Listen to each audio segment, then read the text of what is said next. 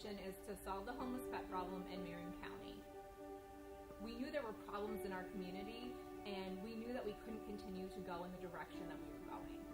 So instead of trying to change the old, we really have always focused on building the new. We've looked at a lot of different animal welfare organizations that are larger and better funded, and really we wanted to see what they were doing. How were these other communities achieving things that our community wasn't?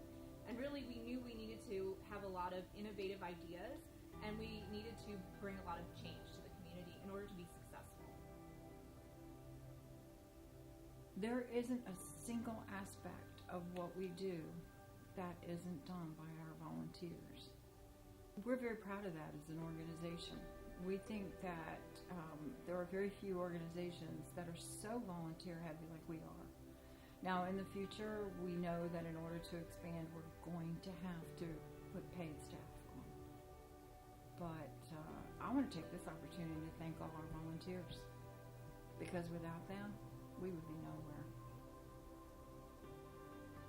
When I first started with Vocal, I thought, wow, that's a really big mission. But we've been able to break that down over the last few years into a few different facets, whether that's adoption, prevention, meaning spay and neuter, collaboration, working with other groups, or through different education platforms.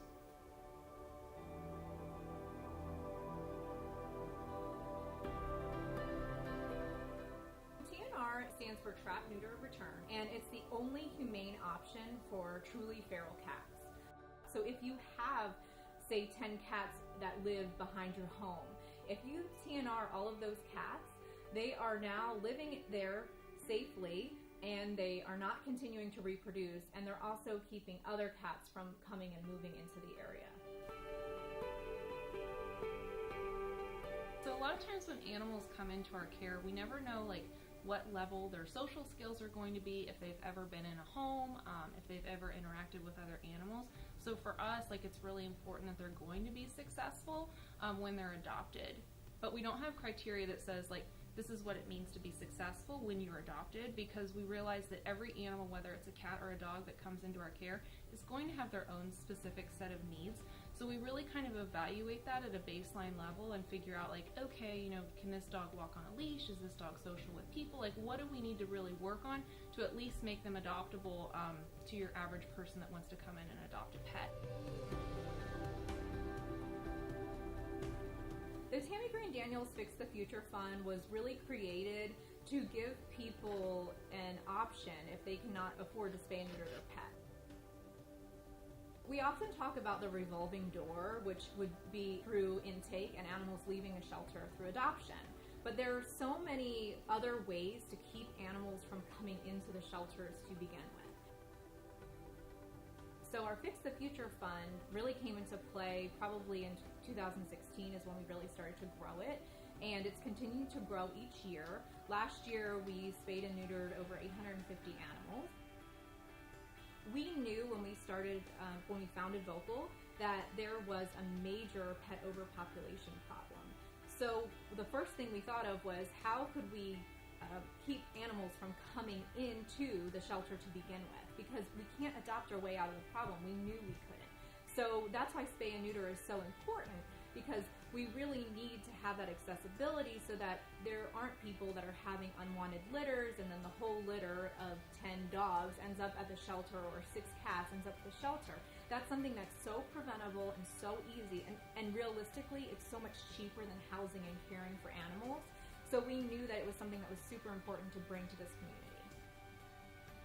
We were so lucky that TLC PetSnip wanted to come into our area, and we actually share a building with them where our cat adoption center is, and we've been able to utilize them for all of our community spay and neuter, and we just have really appreciated that partnership. One of the things that we realized is that it's very, very important to reach the next generation. Our youth council coordinator, Mimi, she's fabulous, absolutely fabulous. One of the things that we want to give kids is a sense of, hey, we're taking responsibility. You have to take responsibility. These are cute, fluffy little animals and everybody loves them.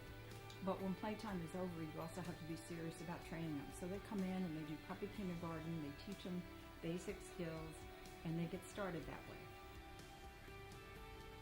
So in the winter of 2017, Chewy contacted us, and they asked us, could you handle maybe receiving 10 pallets of damaged food?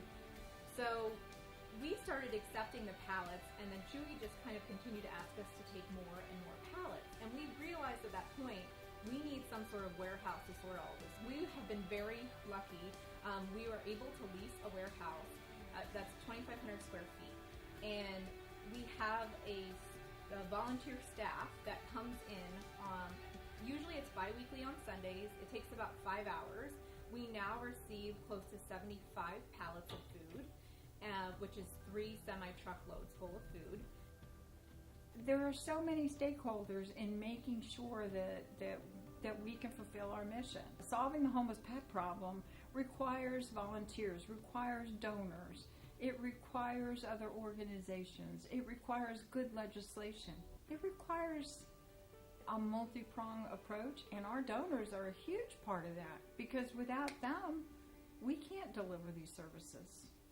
So, thank you, donors.